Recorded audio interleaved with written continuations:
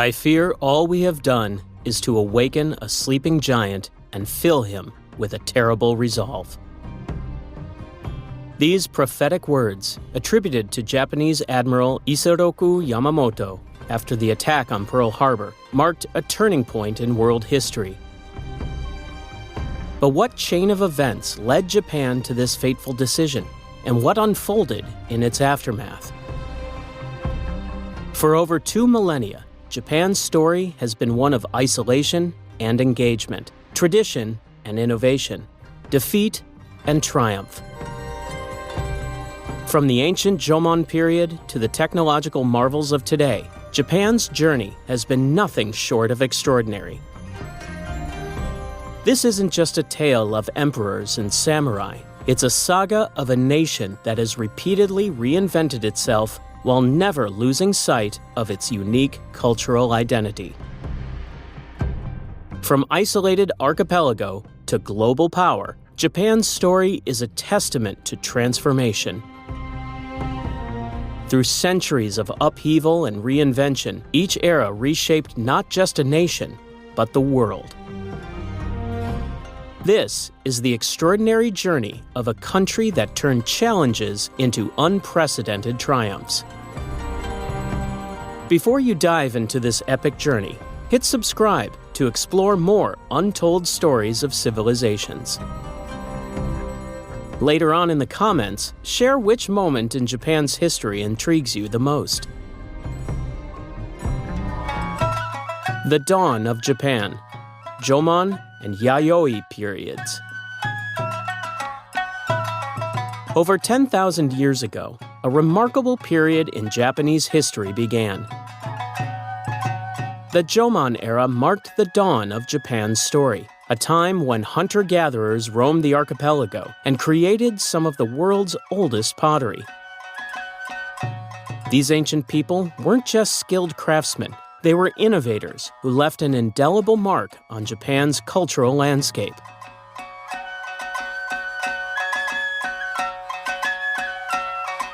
Recent archaeological findings have shed new light on the Jomon people's advanced pottery techniques. They created intricate designs by impressing cords into wet clay, producing vessels that were both functional and aesthetically pleasing. This pottery wasn't just for show. It reflected the Jomon people's deep connection to the natural world around them.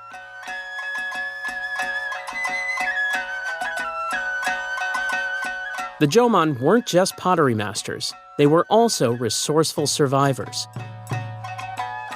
They practiced a diverse diet that included hunting, fishing, and gathering, allowing them to sustain their communities for millennia.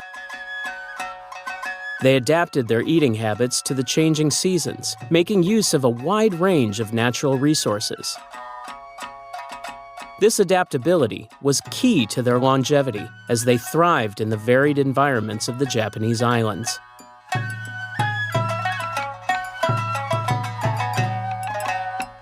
Interestingly, the Jomon people weren't strictly nomadic or settled. They adopted a semi-sedentary lifestyle, combining aspects of both ways of living. This flexibility allowed them to flourish across the diverse landscapes of Japan for over 10,000 years.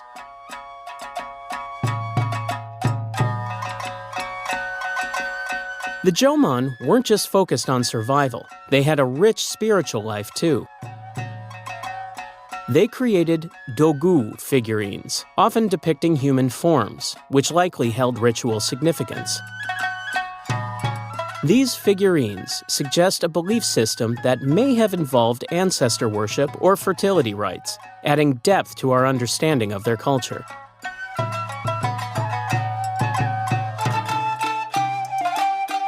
Recent discoveries have challenged previous notions about Jomon society. Evidence now points to complex social organizations and trade networks, suggesting that these ancient people were more than simple hunter-gatherers. They had intricate social structures that helped shape their communities and interactions.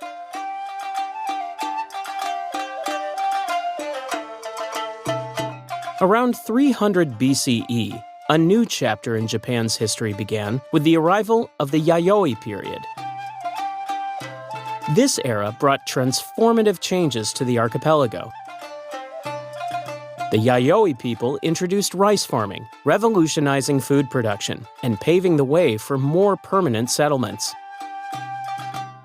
They also brought metal tools, which dramatically improved agricultural efficiency and craftsmanship.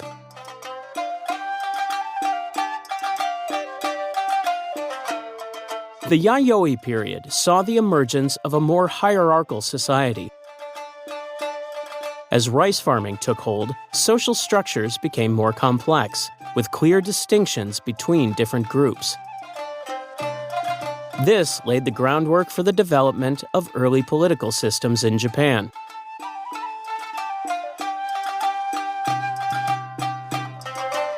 Trade with neighboring regions like Korea and China flourished during the Yayoi period. This exchange brought new technologies and cultural influences to Japan, enriching and diversifying its developing civilization. The influx of new ideas and techniques contributed to rapid societal changes. The rise of Yamato, Japan's first centralized state. While foreign influences were transforming Japan, an internal revolution was brewing. Imagine a time when simply claiming divine ancestry could grant you control over an entire nation. Welcome to the era of Yamato, where myth and politics collided to forge Japan's first true state.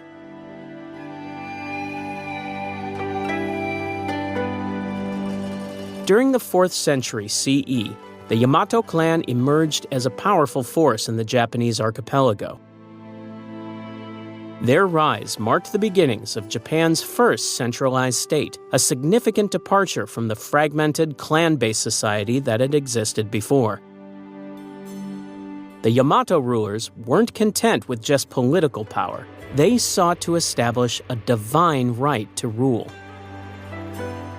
They claimed direct descent from Amaterasu, the sun goddess in Japanese mythology, effectively intertwining their political authority with religious significance.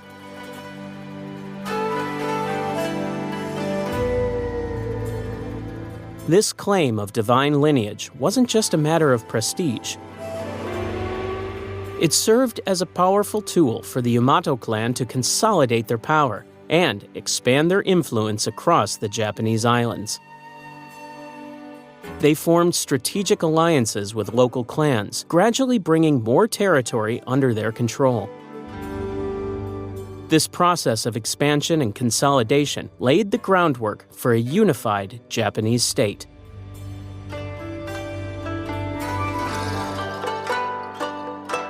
As the Yamato clan's power grew, so did their interactions with neighboring civilizations. Chinese cultural and political systems began to exert a profound influence on the developing Yamato state. Through diplomatic exchanges, the Yamato rulers adopted many aspects of Chinese governance, including the use of written characters and the implementation of Confucian ideals in their court. This cultural borrowing helped to solidify and legitimize their rule.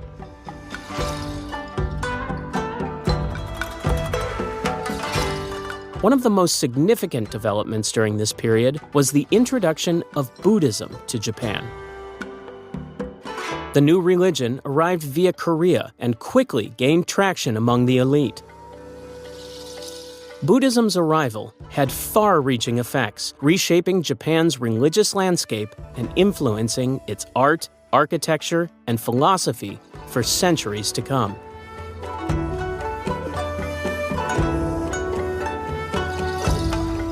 The Yamato court didn't just borrow from other cultures. They also developed their own systems of governance. They established administrative structures that emphasized centralized control, helping to create a more cohesive national identity. This was a crucial step in transforming Japan from a collection of loosely affiliated clans into a unified state.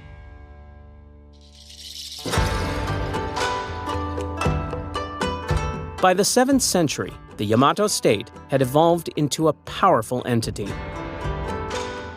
The foundations they laid during this period set the stage for Japan's long-standing imperial tradition. The concept of an emperor ruling by divine right would persist for over a millennium, shaping Japan's political and cultural landscape in profound ways. The Nara period, the formation of imperial governance. As the Yamato state solidified its power, a new era dawned that would redefine the very essence of Japanese governance. What if I told you that a single city would become the crucible for an empire, forging a legacy that would last over 1,000 years?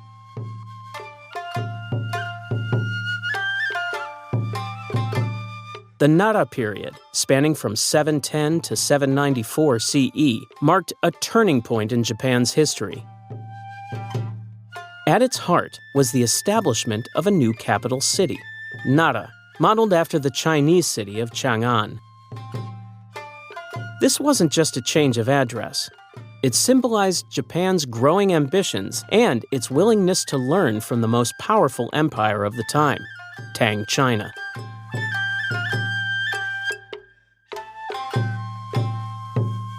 Nara became the hub of political and cultural innovation. The central government, eager to solidify its power, implemented legal codes inspired by the Chinese Confucian system. These codes weren't just rules on paper, they reshaped Japanese society, establishing a clear hierarchy and defining the roles of every citizen, from the emperor down to the common farmer.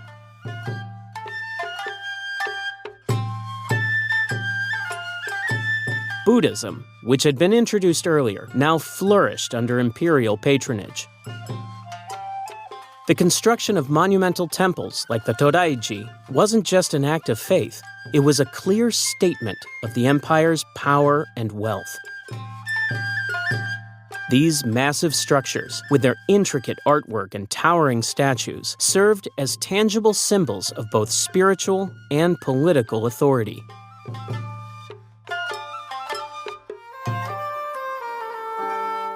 But the Nara rulers weren't content with just borrowing from others. They also sought to create a unique Japanese identity. This led to the compilation of Japan's earliest historical texts, the Kojiki and the Nihon Shoki. These weren't just dry historical records. They were carefully crafted narratives that legitimized imperial rule by tracing the emperor's lineage back to the gods themselves.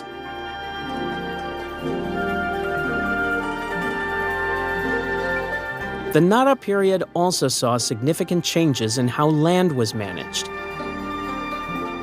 The introduction of the Ritsuryo system centralized land ownership under the emperor's control.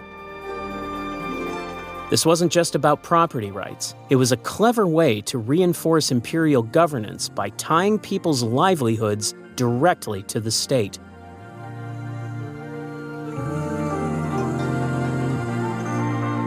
Cultural and intellectual exchanges with China continued to enrich Japan during this time. Chinese poetry, calligraphy, and painting techniques were eagerly adopted and adapted, giving birth to distinctly Japanese art forms.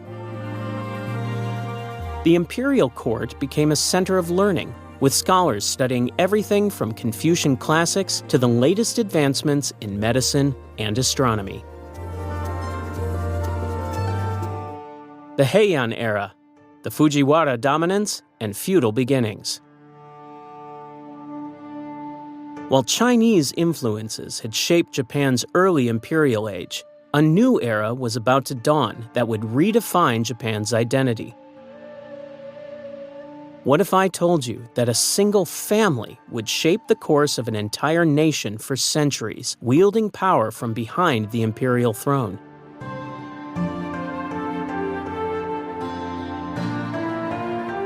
The year 794 CE marked a pivotal moment in Japanese history. The imperial capital moved from Nara to Heian-kyo, known today as Kyoto. This wasn't just a change of scenery, it signaled the beginning of the Heian era, a period that would last nearly 400 years and leave an indelible mark on Japanese culture.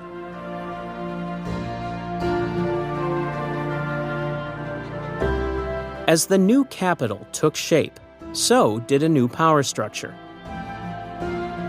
The Fujiwara clan emerged as the real force behind the throne. They were master politicians, using strategic marriages to weave themselves into the fabric of the imperial family. Fujiwara daughters became empresses, and Fujiwara men served as regents to child emperors.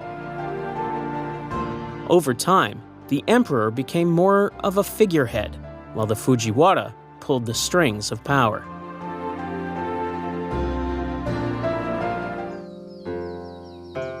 This era saw an explosion of cultural achievements. The development of kana, a uniquely Japanese writing system, allowed for a flowering of literature.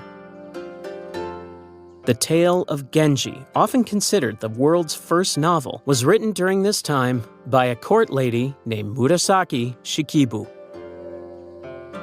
It painted a vivid picture of life in the Heian court, full of intrigue, romance, and poetry. Religion also underwent significant changes. Buddhism and Shinto, once separate belief systems, began to intertwine. This syncretism gave birth to new forms of art and architecture. Temples and shrines became more elaborate, blending elements from both traditions.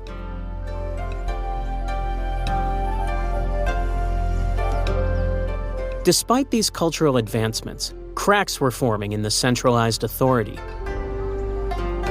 The Fujiwara's grip on power began to weaken as they focused more on court life than on effective governance. Provincial landowners, known as daimyo, started to gain more autonomy. They built up their own power bases far from the capital, often ignoring imperial edicts.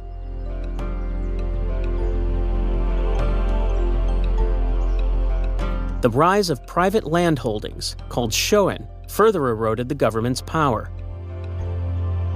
These estates were exempt from taxation, depriving the central government of much-needed revenue. As the shoen system expanded, it laid the groundwork for a feudal society that would dominate Japan for centuries to come.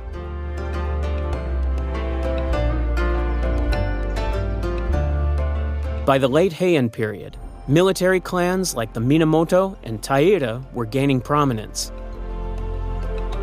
These warrior families, skilled in the art of war, saw opportunities in the weakening central authority. They began to challenge the Fujiwara's dominance, setting the stage for a new era of samurai rule. The Genpei War and the birth of the samurai class. The decline of the Heian court set the stage for one of Japan's most pivotal conflicts. The Genpei War, fought between 1180 and 1185 CE, pitted two powerful clans against each other in a struggle that would reshape Japan's political landscape. On one side stood the Taira clan, who had risen to prominence in the imperial court. On the other, the Minamoto clan, determined to seize power for themselves.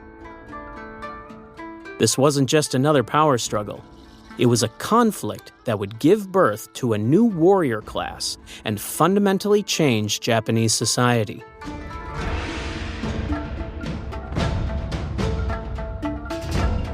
The war began over a dispute about imperial succession. The Taira, led by Taira no Kiyomori, had managed to place their chosen candidate on the throne. The Minamoto, feeling threatened and sidelined, rallied their forces in opposition. What followed was 5 years of intense fighting that spread across much of Japan. Cities burned, alliances shifted, and thousands lost their lives as these two clans battled for supremacy.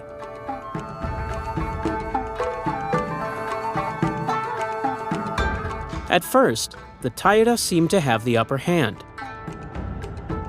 They controlled the capital and had strong ties to the imperial court.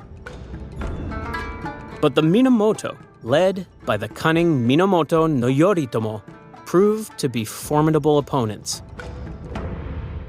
They rallied support from disgruntled nobles and samurai across the country, slowly building their strength.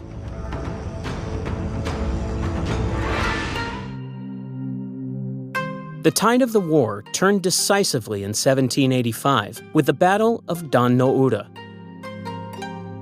This naval clash in the Shimonoseki Strait saw the Minamoto fleet crush the Taira forces. The battle was notable not just for its outcome, but for the tactics employed. It showcased the growing military prowess of the samurai class, who were evolving from simple provincial warriors into skilled tacticians and leaders.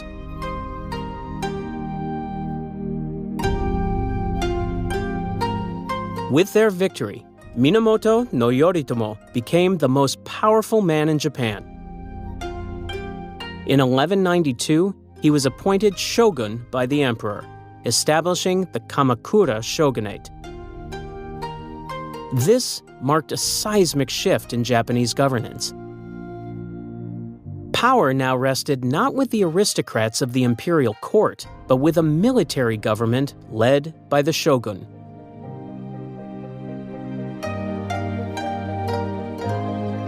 The Genpei War did more than just change who ruled Japan. It transformed Japanese society.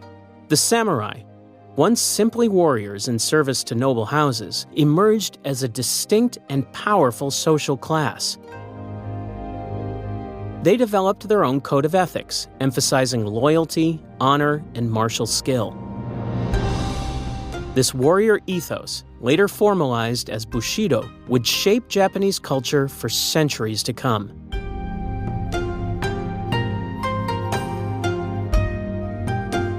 The war also had profound cultural impacts. It became the subject of numerous epic tales and poems, most famously, the Tale of the Heike. These stories romanticized the samurai lifestyle and helped solidify their place in the Japanese cultural imagination.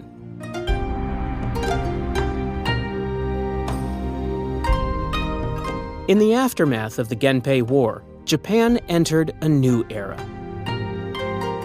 The old order of court nobles and centralized imperial rule gave way to a feudal system dominated by warrior clans. Regional warlords gained more autonomy, owing allegiance to the shogun, but often acting independently. This decentralization of power would characterize Japanese politics for the next several centuries.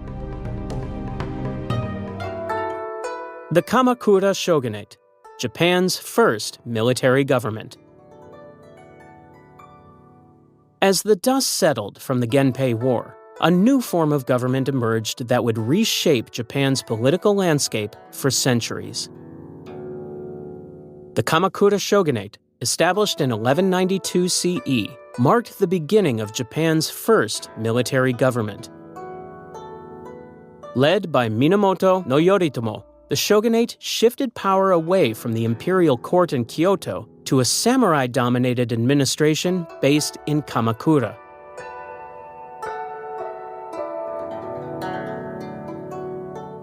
This new system created a dual structure of governance. The emperor remained in Kyoto as a ceremonial figure, preserving the illusion of imperial authority. However, real political power now rested with the shogun in Kamakura.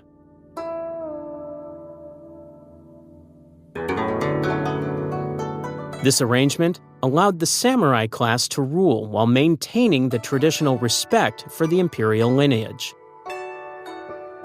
Under the Kamakura Shogunate, the samurai code began to take shape.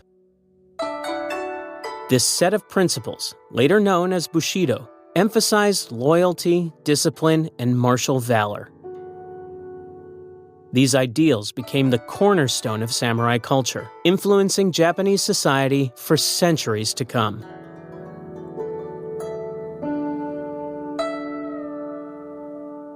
To solidify their authority, the shogunate implemented new land management systems.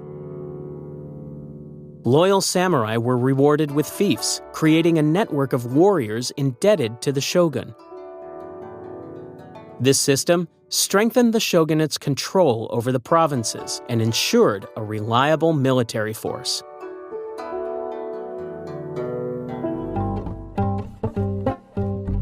The Kamakura period saw Japan face one of its greatest external threats, the Mongol invasions.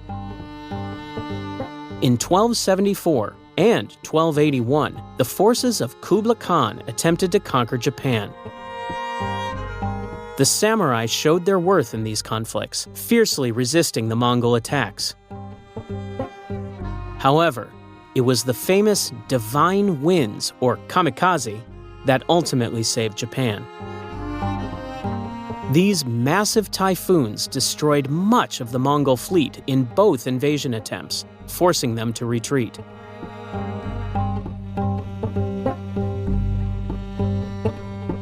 While the failed Mongol invasions boosted Japanese confidence, they also strained the shogunate's resources. The need to maintain coastal defenses and reward the samurai who had fought against the invaders led to economic difficulties. This financial pressure began to create unrest among the samurai class, many of whom felt their efforts were not adequately compensated.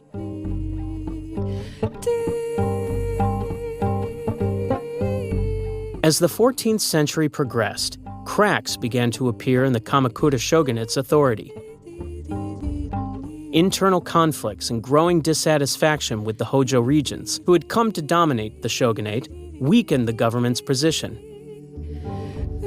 Regional warlords began to assert more independence, challenging the centralized authority of Kamakura.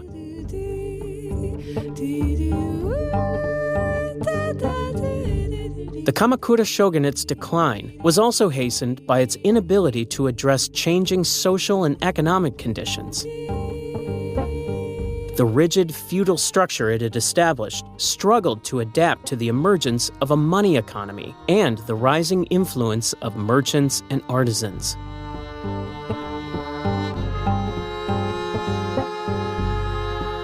By 1333 CE, the Kamakura shogunate's power had waned to the point where it could no longer maintain control. A coalition of discontented samurai and court nobles, led by Emperor Go-Daigo, successfully overthrew the shogunate, bringing an end to this era of Japanese history. The Mongol invasions and the role of kamikaze winds. While the Kamakura shogunate was busy consolidating power in Japan, a massive threat loomed on the horizon. In the late 13th century, the Mongol Empire under Kublai Khan set its sights on conquering Japan. This wasn't just any invasion, it was an attempt by the world's largest land empire to subdue an island nation that had never been successfully invaded.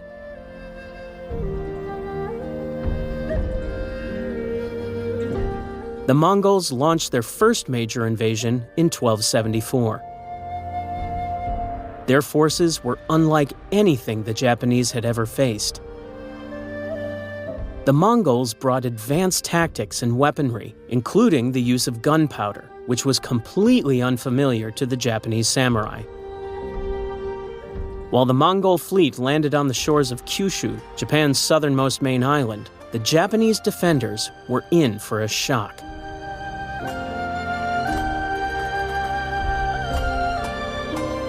The samurai, accustomed to one-on-one combat and individual displays of skill, found themselves up against a highly organized and disciplined army. The Mongols used coordinated cavalry charges and volleyed arrows, tactics that the Japanese struggled to counter. Despite being outnumbered and outgunned, the Japanese fought fiercely, determined to protect their homeland.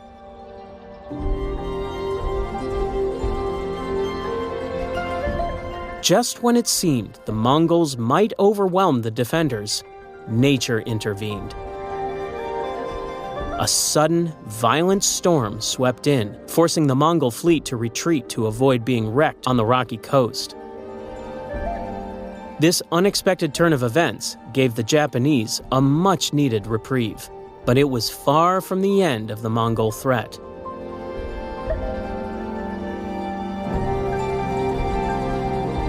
Kublai Khan, undeterred by this setback, spent the next 7 years preparing for an even larger invasion. In 1281, he returned with a massive fleet, drawing forces from both China and Korea. This time, the invasion force was truly staggering in size, estimated to be over 140,000 strong. The largest seaborne invasion in history until D-Day in World War II.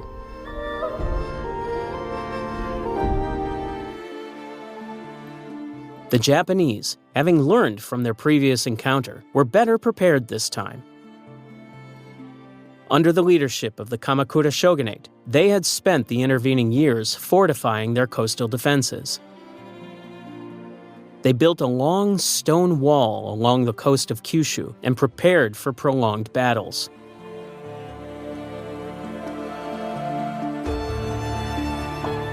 As the massive Mongol armada approached, the Japanese defenders steeled themselves for what seemed like an inevitable defeat.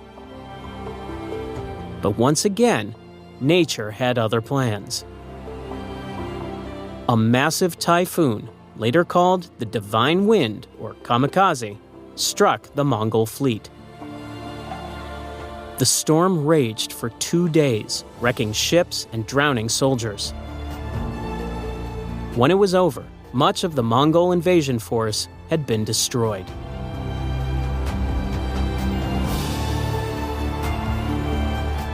The Japanese saw this as more than just good luck. They interpreted the kamikaze as divine intervention, a sign that their gods were protecting Japan from foreign invaders. This belief reinforced the idea of Japan as a divinely protected land, a concept that would influence Japanese culture and politics for centuries to come.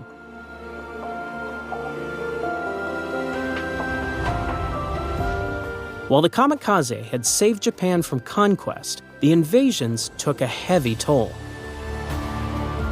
The need to maintain strong coastal defenses and reward the samurai who had fought against the Mongols strained the resources of the Kamakura Shogunate. This financial pressure contributed to growing internal unrest and ultimately weakened the shogunate's hold on power. The Ashikaga Shogunate, power struggles and decline of authority. As the Kamakura Shogunate's influence waned, Japan stood at a crossroads. The next rulers would face a daunting challenge: how to maintain order in a land of increasingly powerful warlords. The Ashikaga Shogunate's response to this challenge would set the stage for centuries of conflict and creativity.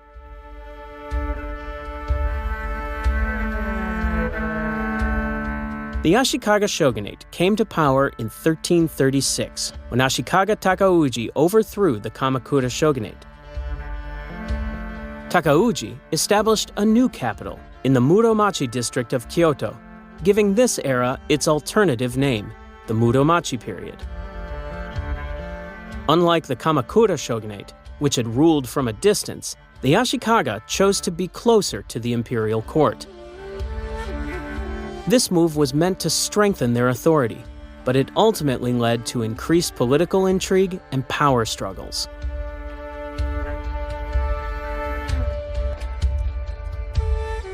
From the start, the Ashikaga shogunate faced difficulties in maintaining centralized control.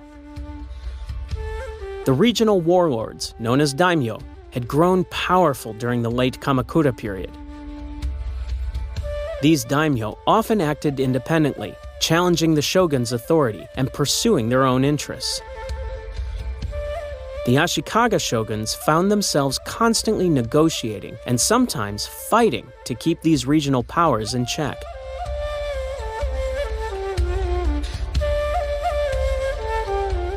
Despite the political instability, the Muromachi period saw a remarkable flowering of Japanese culture.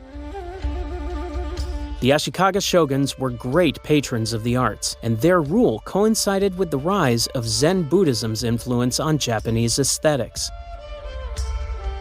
This led to the development of new art forms and the refinement of existing ones. The tea ceremony, for example, evolved from a simple monastic ritual into a highly stylized art form that embodied Zen principles of simplicity and mindfulness.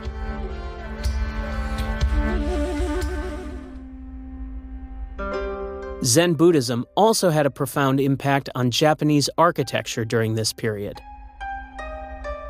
The most famous example is the Kinkaku-ji, or Golden Pavilion, built by Shogun Ashikaga Yoshimitsu.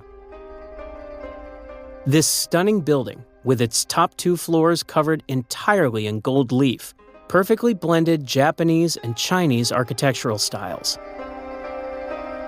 It became a symbol of the cultural achievements of the Ashikaga shogunate.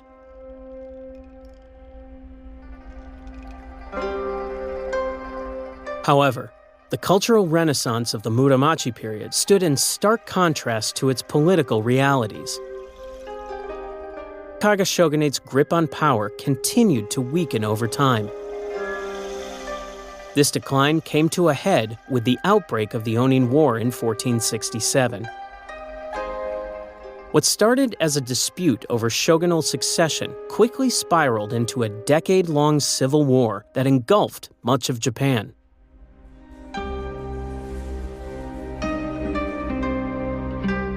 The Ōnin War marked a turning point in Japanese history.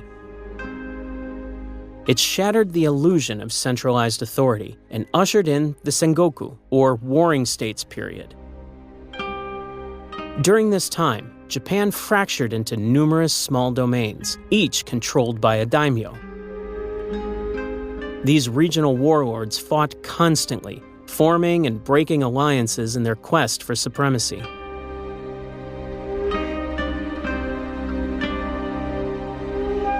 As the country descended into chaos, the Ashikaga shogunate became increasingly irrelevant. The shoguns still held their title, but they had little real power beyond the capital.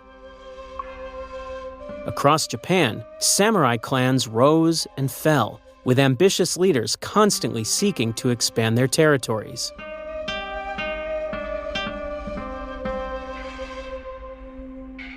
The final blow to Ashikaga rule came in 1573, when the warlord, Oda Nobunaga, forced the last Ashikaga shogun to resign.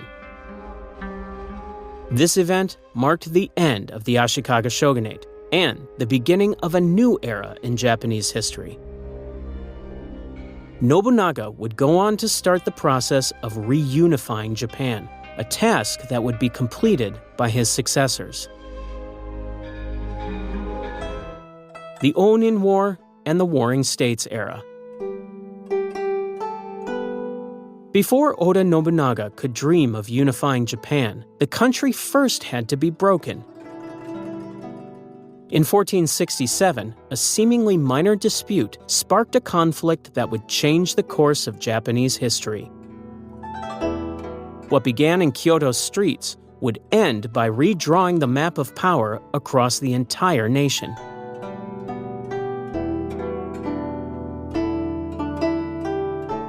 The Ōnin War erupted over a succession dispute within the Ashikaga shogunate. Two powerful families, each supporting a different candidate for shogun, clashed in the streets of Kyoto. What started as a local power struggle quickly spiraled into a devastating civil war that lasted for a decade. The once beautiful capital city of Kyoto, home to the imperial court and the shogunate, was reduced to ashes as the fighting raged on.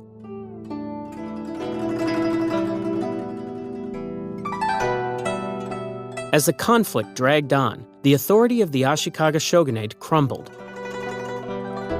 Regional warlords, known as daimyo, seized the opportunity to expand their own power. They formed alliances, betrayed each other, and fought constantly for control of land and resources. The shogun, once the most powerful figure in Japan, became little more than a figurehead.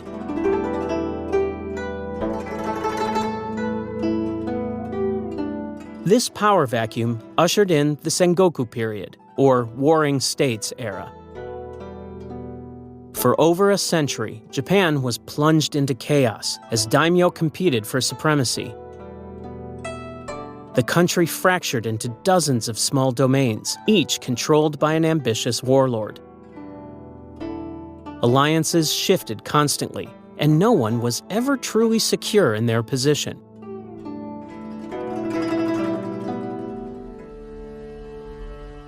The Sengoku period saw significant changes in Japanese society. Samurai clans, once loyal to the shogunate, became increasingly independent. They formed their own power bases, often switching allegiances based on opportunity or necessity. This era gave rise to some of Japan's most famous samurai, whose exploits would be celebrated in legends and stories for centuries to come.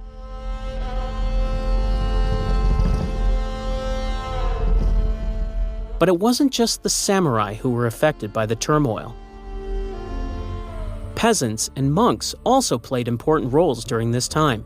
Some peasants formed their own armies, known as ikki, to protect their interests, or rebel against oppressive lords.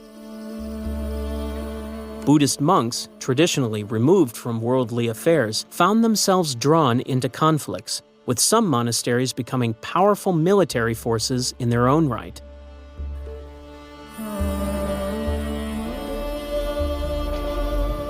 The constant warfare of the Sengoku period led to innovations in military technology and strategy.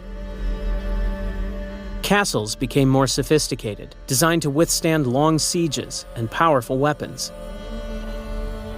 The introduction of firearms from Europe in the mid-16th century changed the nature of warfare, allowing smaller forces to challenge larger armies.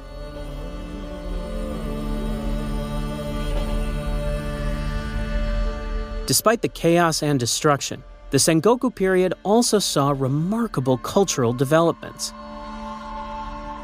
The tea ceremony, flower arrangement, and no theater all flourished during this time, perhaps as a response to the harsh realities of daily life. Oda Nobunaga's campaign for national unification. As the arts flourished amidst chaos, one man saw an opportunity to paint Japan's future with a different brush. Enter Oda Nobunaga, a daimyo whose ambition would reshape the nation. But how did this ruthless warlord plan to succeed where countless others had failed?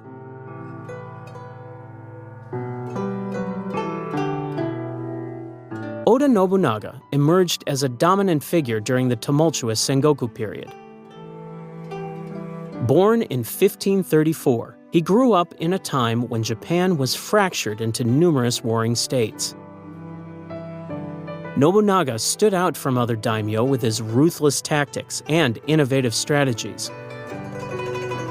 He wasn't content with just maintaining his territory. He aimed to unify all of Japan under his rule.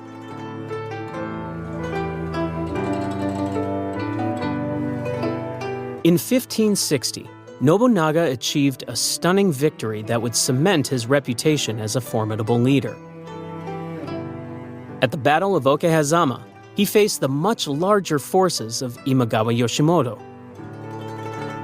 Despite being vastly outnumbered, Nobunaga's clever tactics and surprise attack led to a decisive victory. This battle showed that Nobunaga was a force to be reckoned with.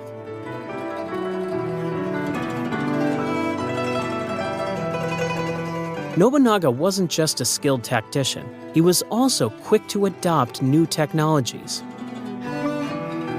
He recognized the potential of firearms, which had been introduced to Japan by Portuguese traders.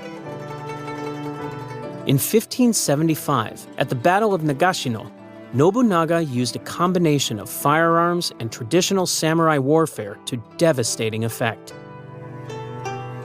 His forces defeated the legendary Takeda cavalry, showcasing the power of his modern military techniques.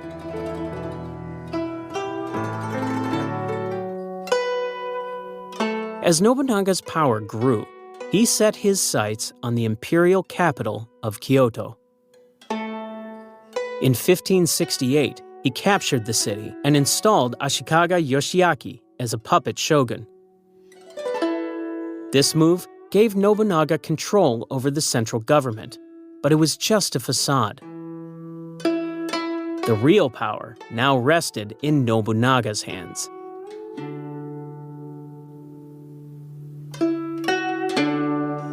Nobunaga was determined to eliminate any potential threats to his rule. One of his most controversial actions was the destruction of influential Buddhist temples. The militant monks of Mount Hiei had long been a powerful force in Japanese politics. In 1571, Nobunaga's forces attacked and burned the temple complex, killing thousands of monks and civilians. This brutal act shocked many, but effectively removed a significant obstacle to Nobunaga's power.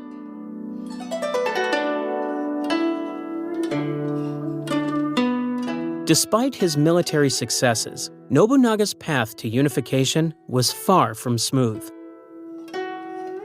He faced constant resistance from rival clans and even betrayal from his allies. The volatile nature of the era meant that alliances could shift quickly, and no victory was ever truly secure. Toyotomi Hideyoshi, Consolidation of Power and Expansion. In the wake of Nobunaga's turbulent reign, a most unlikely figure would rise to complete his vision. How did a man born into poverty manage to unify an entire nation torn apart by centuries of war?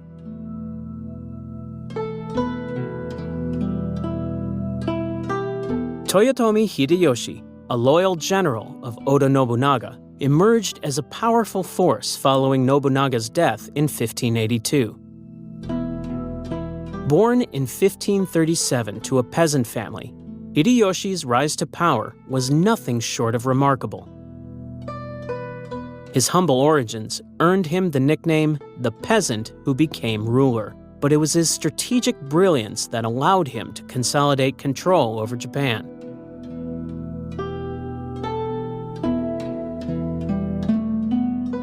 Hideyoshi's path to power began with avenging Nobunaga's death. He quickly defeated Akechi Mitsuhide, the traitor responsible for Nobunaga's assassination. This victory established Hideyoshi as Nobunaga's rightful successor and set the stage for his campaign to unify Japan.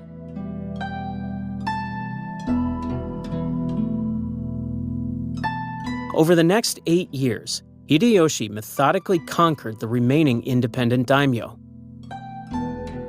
His military campaigns were marked by a combination of force and diplomacy. He offered generous terms to those who surrendered willingly, while ruthlessly crushing those who resisted. By 1590, Hideyoshi achieved what Nobunaga had started, the complete unification of Japan under a single ruler.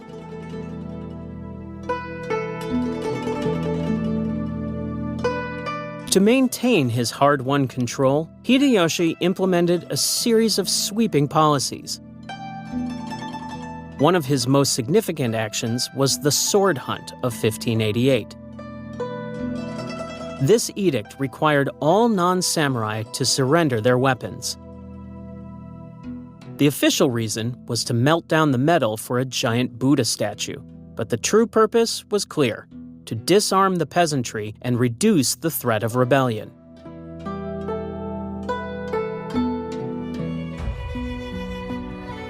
Hideyoshi also reorganized Japan's class structure, creating a rigid social hierarchy. He separated warriors from farmers and merchants, forbidding people from changing their social class. This policy, known as the separation of classes, aimed to create a stable, orderly society under his rule.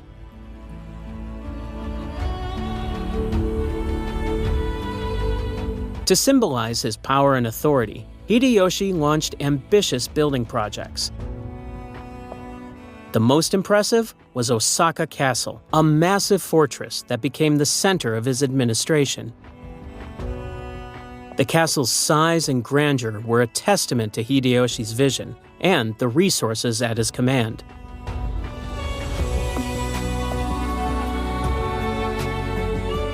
With Japan unified, Hideyoshi set his sights on grander ambitions.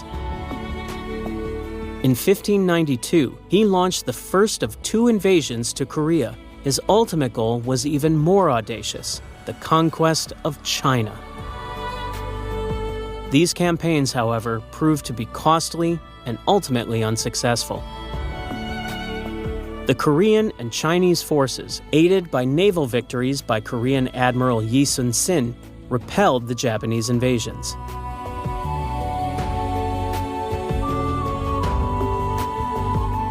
The failed Korean campaigns strained Japan's resources and morale. They marked the first significant challenge to Hideyoshi's rule and revealed the limits of Japan's military power. Despite these setbacks, Hideyoshi maintained control at home, but the seeds of future conflict were sown.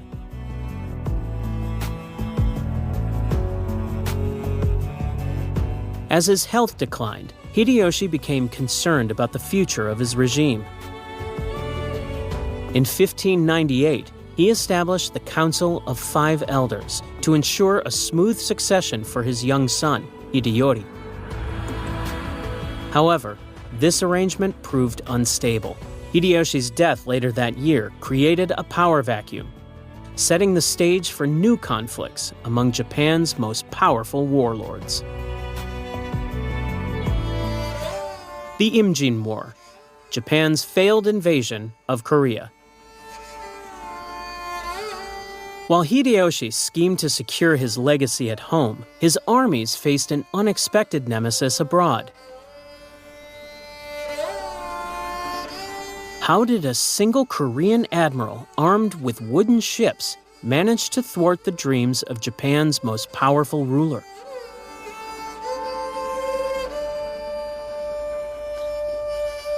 In 1592, Toyotomi Hideyoshi launched an ambitious invasion of Korea.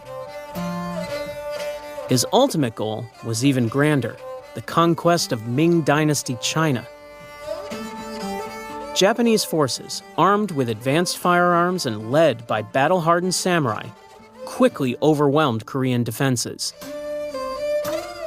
They captured Seoul and other key cities in a matter of months, seemingly unstoppable in their advance.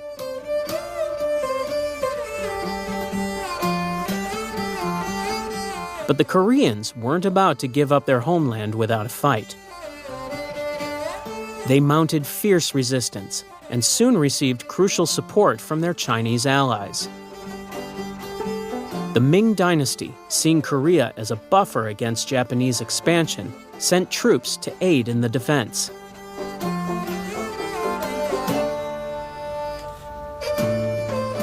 The tide of war shifted dramatically thanks to the brilliant tactics of Korean Admiral Yi Sun-sin. He used innovative turtle ships, armored warships with a covered deck and dragon-shaped head that could spout cannon fire. These vessels proved highly effective against the Japanese Navy, disrupting their supply lines and winning several key battles.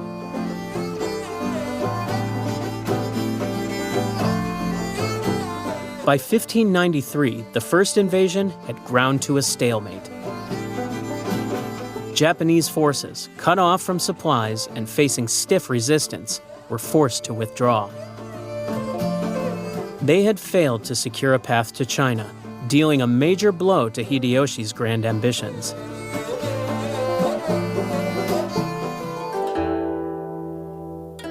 Undeterred, Hideyoshi launched a second invasion in 1597. But this time, the Koreans were better prepared. Admiral Yi led his forces to a decisive victory at the Battle of Myeongyang, where 13 Korean ships defeated a Japanese fleet of over 300 vessels. This remarkable feat further cemented Yi's reputation as one of history's greatest naval commanders.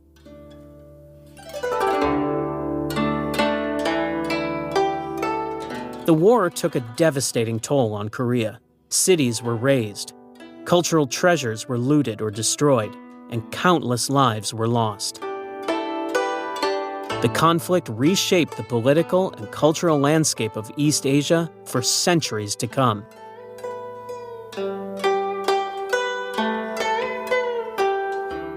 Hideyoshi's death in 1598 finally brought an end to Japan's Korean ambitions. With their leader gone, Japanese forces completely withdrew from the peninsula. The Imjin War had demonstrated the limits of Japan's military power and the strength of Korean and Chinese resistance. The Tokugawa Shogunate, the establishment of Edo rule.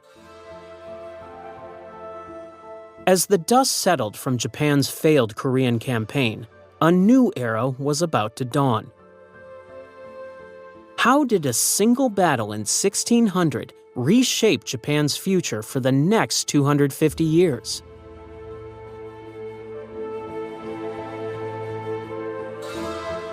The Tokugawa Shogunate emerged as a powerful force in Japanese history, establishing a stable and centralized military government that would last for over 2.5 centuries. It all began with Tokugawa Ieyasu, a skilled strategist who seized the opportunity to consolidate power after the death of Toyotomi Hideyoshi.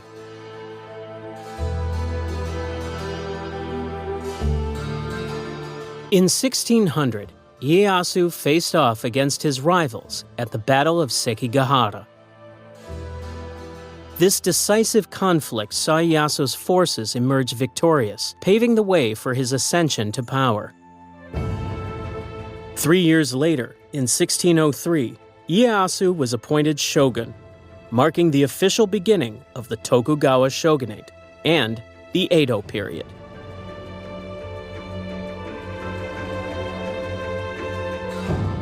The Tokugawa regime wasted no time in implementing a strict social hierarchy to maintain order and control. They divided society into 4 distinct classes: samurai at the top, followed by farmers, artisans, and merchants at the bottom. This rigid system aimed to create a stable society by clearly defining everyone's role and place.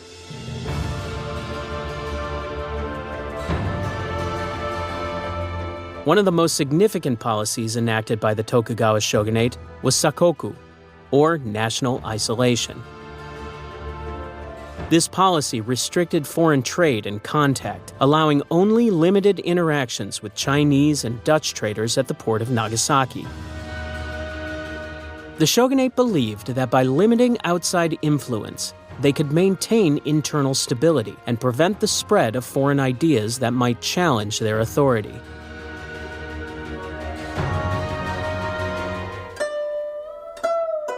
To keep the powerful daimyo in check, the shogunate implemented the Sankin Kotai system. This clever policy required daimyo to alternate their residence between their own domains and Edo, or modern-day Tokyo. By forcing the daimyo to maintain expensive households in both locations and leave their families in Edo as virtual hostages, the shogunate ensured their loyalty and drained their resources, preventing them from amassing too much power. Despite its strict policies, the Tokugawa period saw significant cultural and economic growth. Cities like Edo grew into vibrant centers of commerce and culture. The merchant class, though officially at the bottom of the social hierarchy, gained economic power and influenced the development of uniquely Japanese art forms like kabuki theater and ukiyo-e woodblock prints.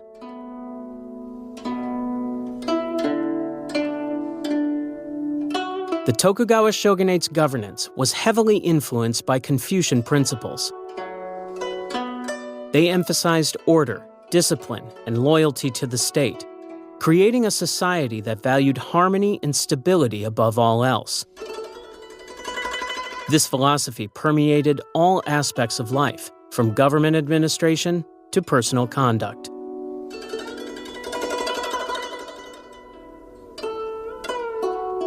For over 250 years, the Tokugawa shogunate maintained a period of peace known as the Pax Tokugawa. This era of stability allowed for the development of a distinctly Japanese culture, free from the constant warfare that had plagued the country for centuries. However, the very policies that had ensured this peace would eventually lead to challenges. The isolationist stance left Japan unprepared for the rapidly modernizing world, and the rigid social structure struggled to adapt to changing economic realities. Commodore Perry and the Forced Opening of Japan. For 2 centuries, Japan had been a sealed treasure chest, its mysteries hidden from the world. But in 1853, an American Commodore arrived with the key and a cannon to blow the lock. What happened when these 2 worlds collided?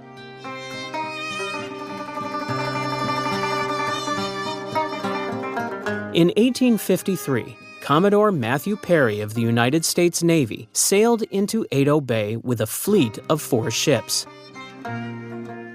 These weren't ordinary vessels. They were large, black warships powered by steam engines, unlike anything the Japanese had ever seen. Perry's mission was clear: to end Japan's long-standing policy of isolation and open the country to trade with the West.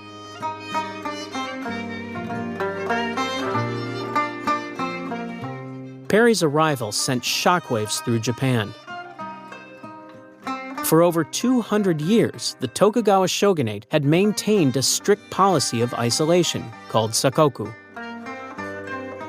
This policy had kept Japan largely cut off from the outside world, with only limited contact allowed through a small Dutch trading post in Nagasaki. Now, suddenly, foreign ships were in the heart of Japan, demanding an audience with the country's leaders.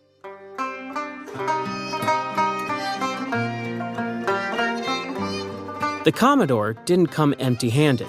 He carried a letter from U.S. President Millard Fillmore, addressed to the Emperor of Japan.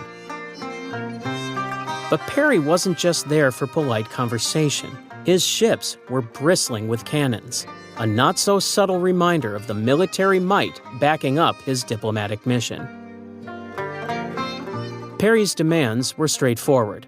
Japan must open its ports to American ships for supplies and trade, and they must ensure the safety of shipwrecked American sailors. The shogunate was thrown into a panic. They had never faced a challenge like this before, and they were woefully unprepared for it.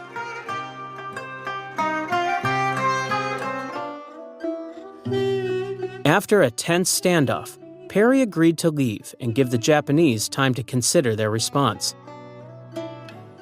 He promised to return the following year for their answer. True to his word, Perry came back in 1854 with an even larger fleet of ships. This time, the shogunate knew they had no choice but to negotiate. The result was the Treaty of Kanagawa, signed on March 31, 1854.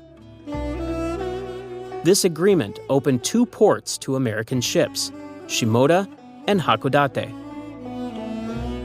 It also guaranteed the safety of shipwrecked American sailors and allowed for a U.S. consul to reside in Shimoda. While it wasn't a full trade agreement, it was the beginning of the end for Japan's isolation.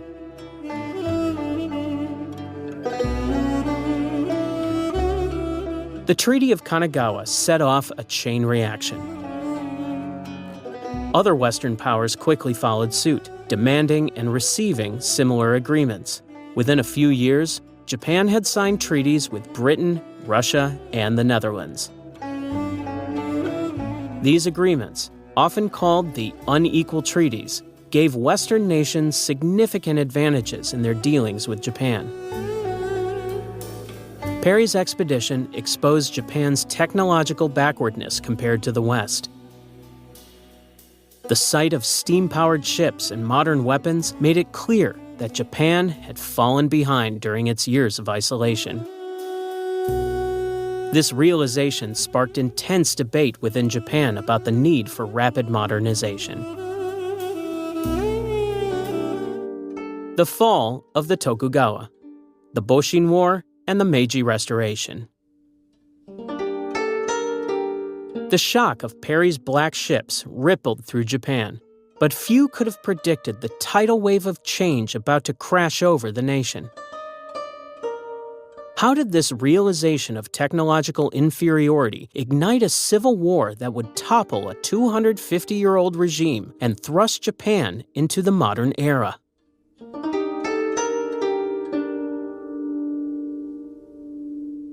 The Tokugawa Shogunate, which had ruled Japan since 1603, found itself facing unprecedented challenges in the mid-19th century. Internal dissent was growing among samurai and daimyo, many of whom felt constrained by the rigid social structure and centralized control of the shogunate. At the same time, foreign powers were pressuring Japan to open its doors to trade and diplomacy, exposing the country's technological backwardness.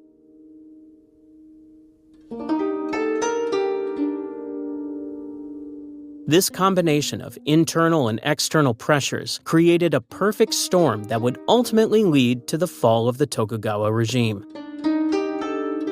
Reformist factions, particularly from the powerful domains of Satsuma and Choshu, began to rally around the figure of Emperor Meiji. They saw the emperor as a symbol of national unity and a means to legitimize their push for modernization and an end to shogunate rule.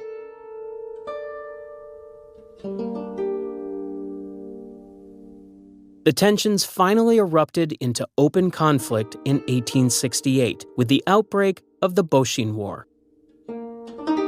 This civil war pitted forces loyal to the Tokugawa shogunate against those fighting to restore imperial rule. The war began with a series of decisive victories for the imperial forces, most notably at the Battle of Toba Fushimi in January 1868.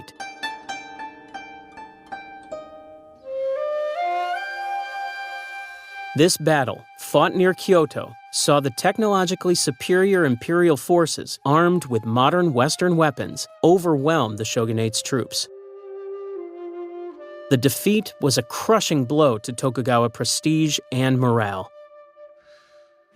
Realizing the tide had turned, Tokugawa Yoshinobu, the last shogun, made the momentous decision to abdicate his position and return political authority to the emperor.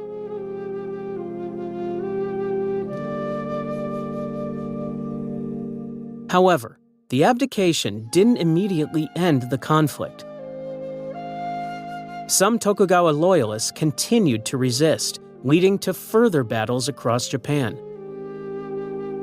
The war dragged on for another year, with imperial forces gradually securing control over the country. By 1869, the last pockets of resistance had been crushed, and the Meiji government stood triumphant.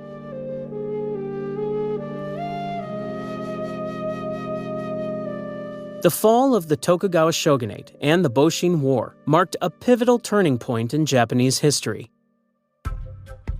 It signaled the end of the feudal era and the beginning of Japan's rapid modernization.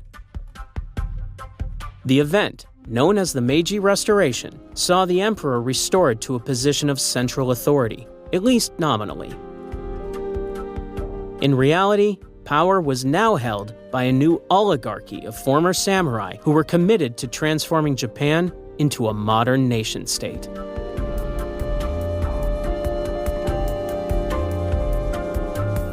The Meiji government wasted no time in implementing sweeping reforms.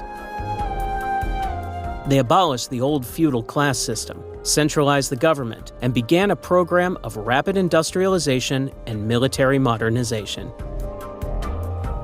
Western advisors were brought in to help reform everything from the education system to the military.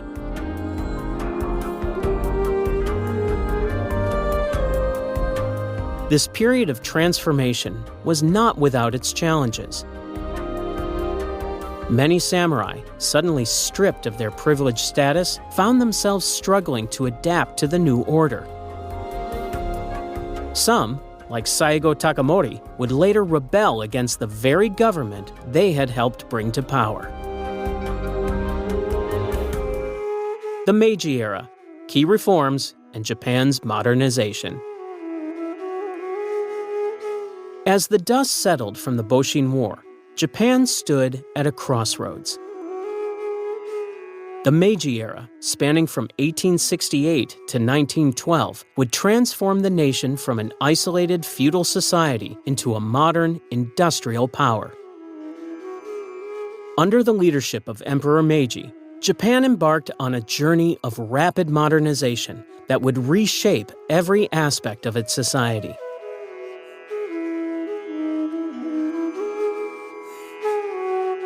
The Meiji government wasted no time in dismantling the old feudal system. They abolished the samurai class and replaced it with a centralized administration. This dramatic shift meant that warriors who had once held significant social and political power now had to find new roles in society.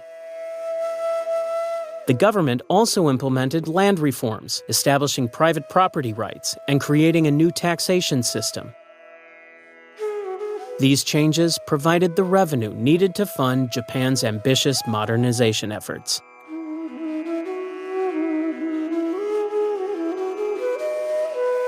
In 1889, Japan took a significant step towards modern governance with the adoption of the Meiji Constitution. This document created a constitutional monarchy, introducing a parliament called the Diet, while still maintaining considerable imperial authority. The new political system was a blend of Western ideas and traditional Japanese concepts, reflecting the country's desire to modernize while preserving its unique cultural identity.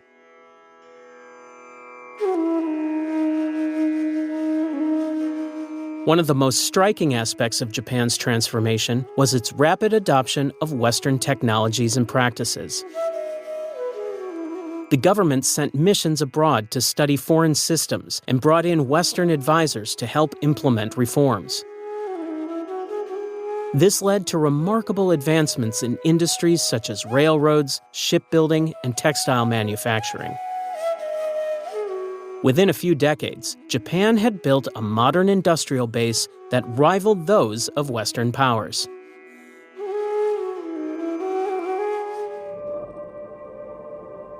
Education played a crucial role in Japan's modernization. The Meiji government established a compulsory schooling system that emphasized science, technology, and nationalism. This focus on education helped create a skilled workforce capable of operating and innovating in the new industrial economy. It also instilled a sense of national pride and unity that would prove crucial in the coming years.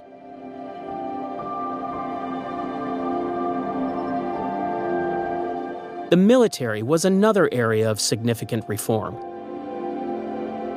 Japan modernized its armed forces with Western tactics and equipment, creating a powerful navy and army.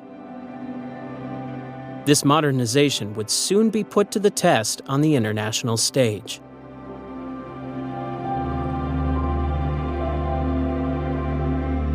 Japan's newfound strength was demonstrated in two major conflicts. In the First Sino-Japanese War, 1894 to 1895, Japan defeated China, a much larger neighbor that had long been considered the dominant power in East Asia. This victory shocked the world and established Japan as a rising power in the region.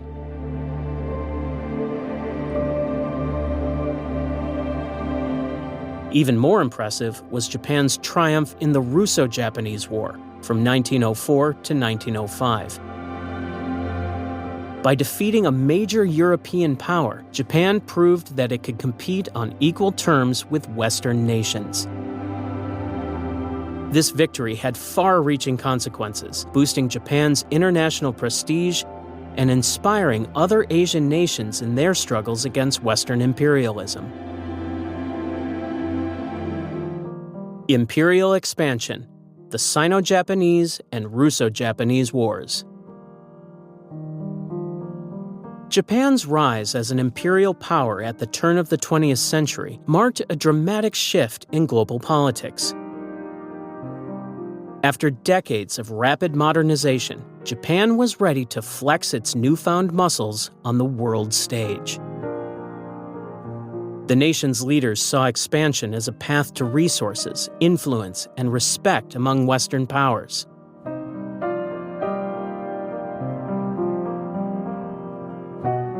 In 1894, tensions over control of Korea erupted into the First Sino-Japanese War. Japan's modernized military, equipped with Western weapons and tactics, proved far superior to China's traditional forces.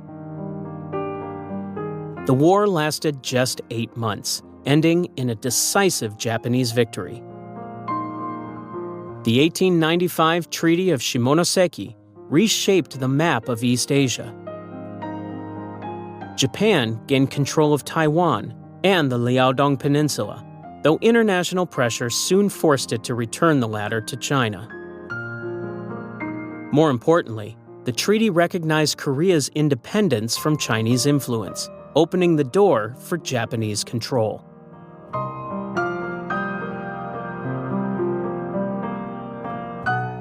This victory sent shockwaves through the region and beyond. Japan had defeated China, long considered the dominant power in East Asia. Western nations, who had largely dismissed Japan as a minor player, now saw it as a potential threat to their own colonial ambitions.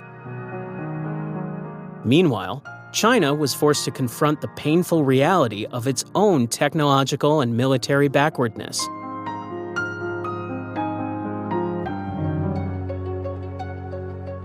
Japan's imperial ambitions soon brought it into conflict with another great power, Russia. Both nations sought control over Manchuria and Korea, viewing these territories as vital for economic and strategic reasons. Tensions finally boiled over in 1904 when Japan launched a surprise attack on the Russian naval base at Port Arthur. This bold move caught the world off guard and demonstrated Japan's growing naval prowess.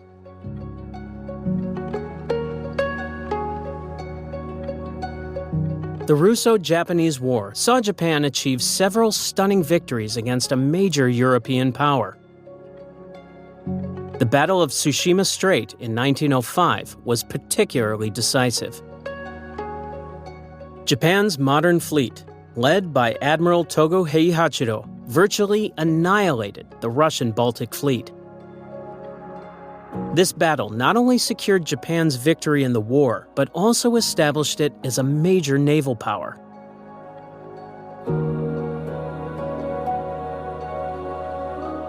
The war concluded with the Treaty of Portsmouth, mediated by U.S. President Theodore Roosevelt. Japan gained control of southern Sakhalin and solidified its influence over Korea. While some in Japan felt the treaty didn't go far enough, it nevertheless marked the nation's arrival as a global power. World War I and the shift toward militarism. Japan's involvement in World War I marked a turning point in its journey as a global power.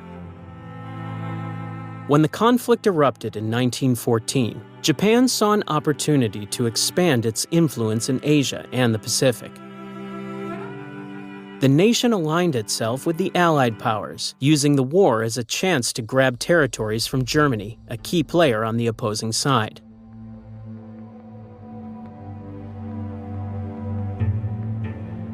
Japan wasted no time in seizing German-controlled areas. They quickly took over territories in China's Shandong province and various islands scattered across the Pacific. These actions solidified Japan's growing imperial presence in the region. The war also brought unexpected economic benefits to Japan. As European powers focused their resources on the conflict, Japanese industries stepped in to fill the gap. They supplied goods to allied nations and saw a significant boom in manufacturing and exports.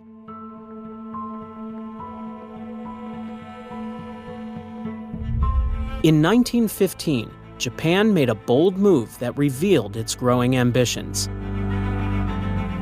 The government issued the 21 demands to China, seeking greater control over Chinese territory and resources. This aggressive action strained Japan's relationships with Western powers, who viewed it as a threat to their own interests in the region.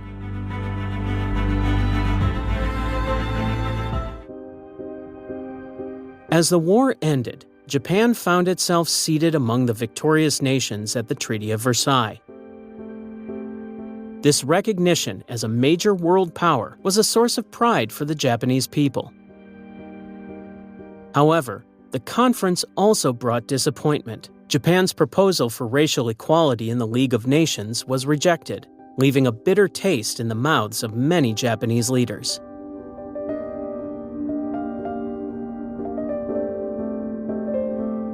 Despite its growing international status, Japan faced internal challenges in the 1920s. Economic struggles led to social unrest, and dissatisfaction grew among the military elite. These internal pressures would have far-reaching consequences in the years to come.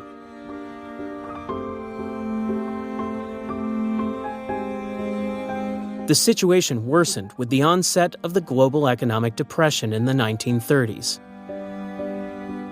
As Japan's economy faltered, militarist factions within the government gained more influence. These groups advocated for aggressive expansion as a solution to Japan's problems, arguing that the nation needed more resources and territory to prosper.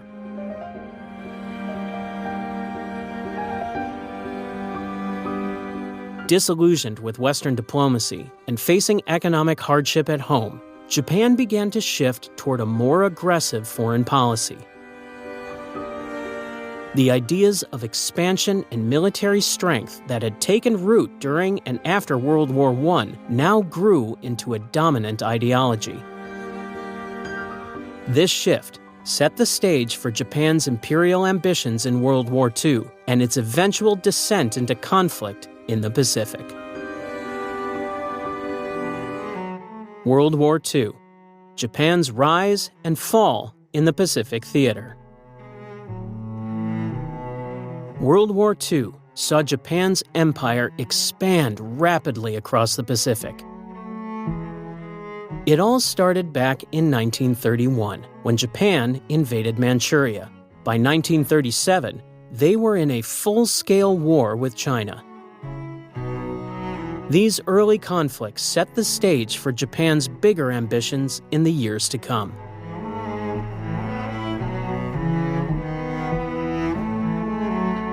In 1940, Japan made a big move. They joined up with Germany and Italy to form the Axis powers. This alliance was meant to counter the influence of Western nations in Asia, but Japan had plans of its own, too.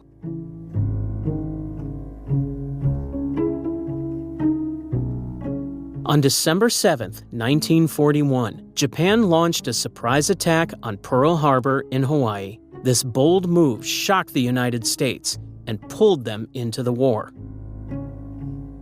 The Pacific theater of World War II had begun.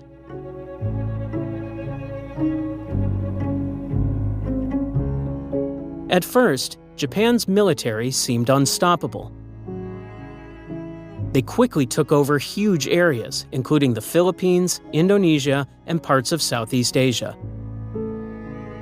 They called this vast territory the Greater East Asia Co-Prosperity Sphere. But holding on to all this land wasn't easy. Japan soon faced big problems. They had trouble supplying their far-flung forces. And they met fierce resistance, especially from the United States. The Battle of Midway in 1942 was a turning point. The U.S. Navy dealt a heavy blow to Japan's fleet, and from then on, Japan was mostly on the defensive.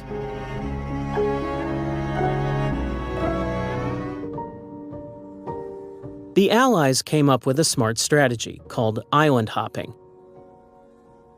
Instead of trying to retake every island Japan held, they focused on capturing strategic locations. This approach let them gradually close in on Japan's home islands.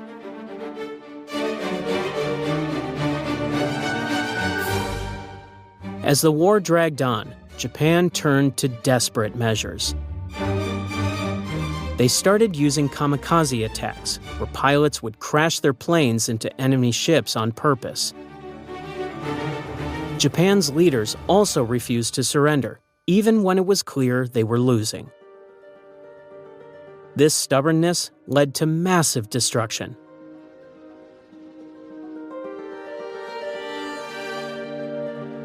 Allied forces began firebombing Japanese cities like Tokyo. The damage was immense, but still, Japan fought on. Then, in August 1945, everything changed.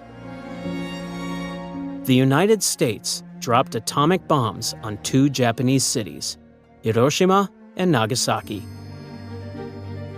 The destruction was unlike anything seen before. At the same time, the Soviet Union entered the war against Japan.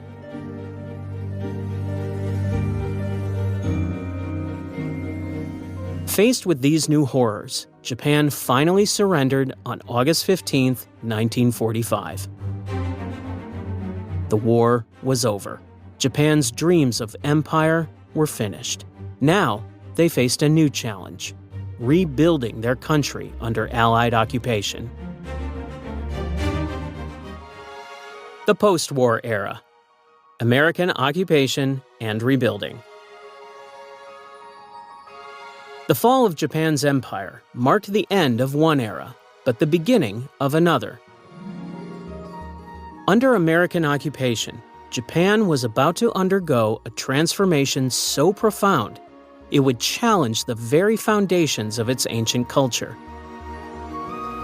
This new chapter began in 1945, when General Douglas MacArthur arrived to lead the occupation forces. His mission was clear: reshape Japan into a peaceful, democratic nation.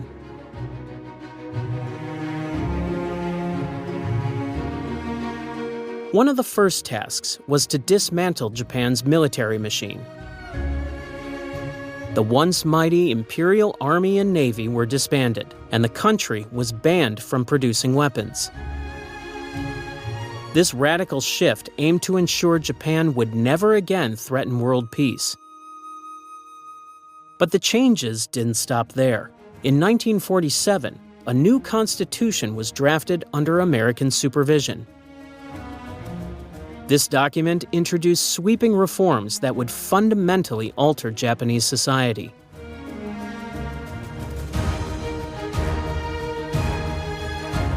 The Constitution established a parliamentary democracy and granted universal suffrage, giving women the right to vote for the first time. Perhaps most striking was Article 9, which renounced war as a sovereign right of the nation. This clause, unique among world constitutions, reflected the determination to transform Japan from a militaristic empire into a peaceful state.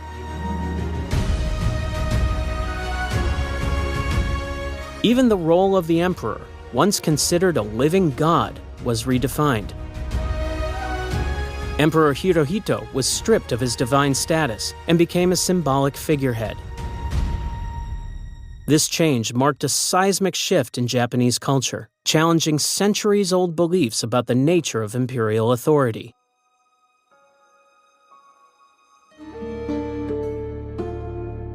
The occupation forces also tackled Japan's economic structure. Land reforms broke up the holdings of large landowners, redistributing property to tenant farmers. This move weakened the traditional rural elite and gave millions of Japanese farmers a stake in the new system. At the same time, efforts began to revive Japan's shattered industries. American aid and policies encouraged the growth of a market-driven economy, laying the groundwork for Japan's future economic miracle.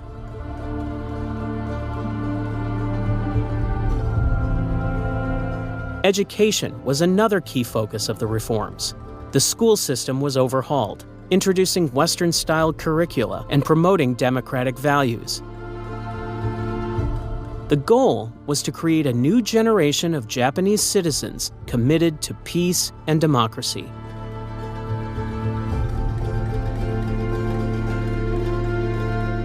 Despite these sweeping changes, the early years of the occupation were marked by hardship. Many Japanese cities lay in ruins from wartime bombing. Food shortages and poverty were widespread.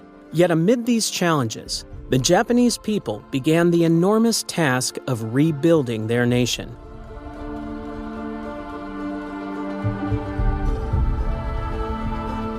As the 1940s gave way to the 1950s, signs of recovery emerged. New industries sprang up, and old ones were revived. Japanese products, once scorned as cheap imitations, began to gain a reputation for quality. By 1952, when the occupation officially ended, Japan had taken its first steps towards becoming an economic powerhouse. The Japanese economic miracle and its global impact. As Japan emerged from the American occupation in 1952, few could have predicted the economic tsunami that was about to sweep across the globe. The nation embarked on a period of rapid growth known as the Japanese economic miracle, transforming itself from a war-torn country into an industrial powerhouse in just a few decades.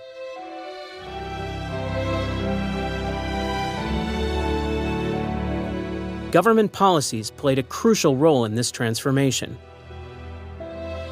Working hand in hand with U.S. aid and favorable trade conditions, these policies supported industrial development and modernization. Japan focused its efforts on key industries like steel, automobiles, electronics, and shipbuilding. This strategic approach allowed the country to quickly establish itself as a global manufacturing leader.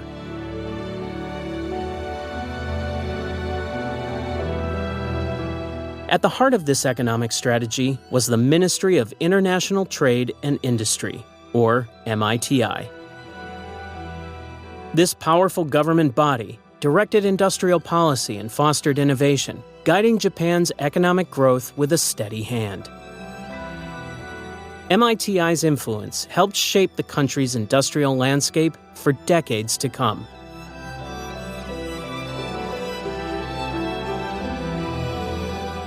Japan's workforce was another key factor in its economic success.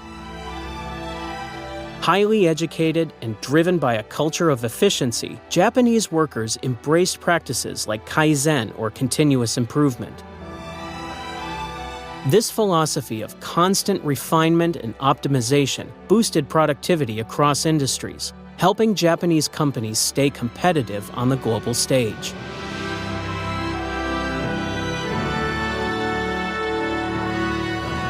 Infrastructure investments further fueled Japan's economic growth. The development of the Shinkansen, or bullet train, in 1964 became a symbol of the country's technological prowess.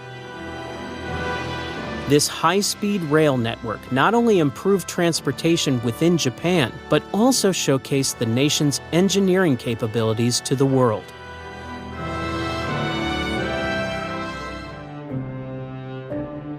By the 1970s, Japan had achieved a remarkable feat. It had become the world's second-largest economy, behind only the United States. Japanese goods flooded global markets, reshaping trade dynamics and challenging the dominance of Western manufacturers. Companies like Toyota, Sony, and Panasonic became household names, setting new standards for quality and reliability in their respective industries.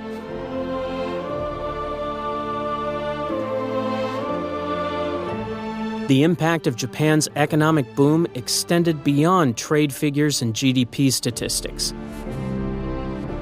It influenced global culture in unexpected ways. Japanese technology, from video game consoles to portable music players, found its way into homes around the world. Japanese cuisine gained international popularity, with sushi restaurants popping up in cities across the globe. Even Japanese media, including anime and manga, began to find audiences far beyond the country's borders.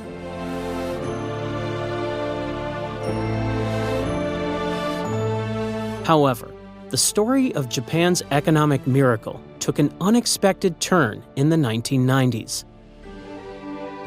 The country entered what became known as the Lost Decade, a period of economic stagnation following the collapse of a speculative asset bubble.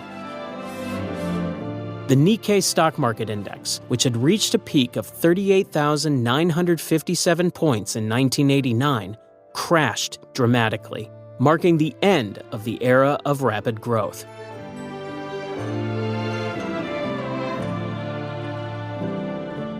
This economic downturn presented Japan with new challenges. The country faced issues like deflation, an aging population, and increased global competition. Despite government efforts to stimulate the economy, including fiscal measures and attempts to reform the banking sector, recovery proved elusive. Modern challenges: financial crisis, technological leadership, and demographic decline. Japan's journey into the 21st century has been marked by unexpected challenges and remarkable resilience. In the 1990s, the country experienced what became known as the Lost Decade. This period of economic stagnation began when a speculative asset bubble burst, sending shockwaves through the banking, real estate, and corporate sectors. The government had to step in with bailouts and reforms to stabilize the economy, but recovery proved elusive. Despite these economic setbacks, Japan has managed to maintain its position as a global technological leader. The country continues to pioneer advancements in robotics, electronics, and automotive industries. Companies like Toyota, Sony, and SoftBank have kept innovating, ensuring Japan's influence in high-tech markets around the world. From developing humanoid robots to pushing the boundaries of artificial intelligence, Japanese firms remain at the forefront of technological progress.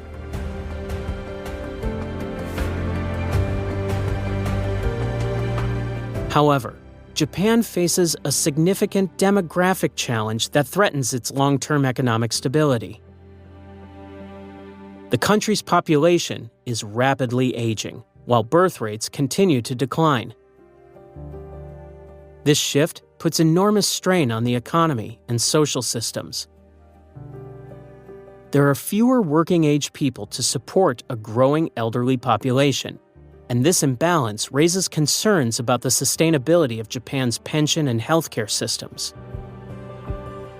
The Japanese government has implemented various policies to address these population issues.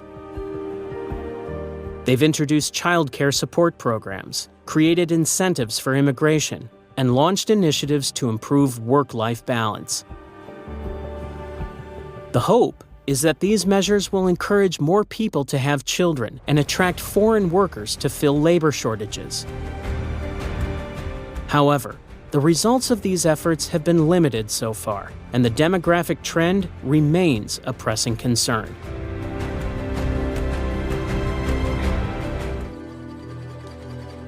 Japan's energy sector has faced its own set of challenges, particularly in the wake of the 2011 Fukushima nuclear disaster. This catastrophic event forced Japan to reconsider its reliance on nuclear power. In response, the country has been shifting towards renewable energy sources and improving safety standards for its remaining nuclear facilities. This transition has not been without difficulties, as Japan works to balance its energy needs with environmental concerns and public safety.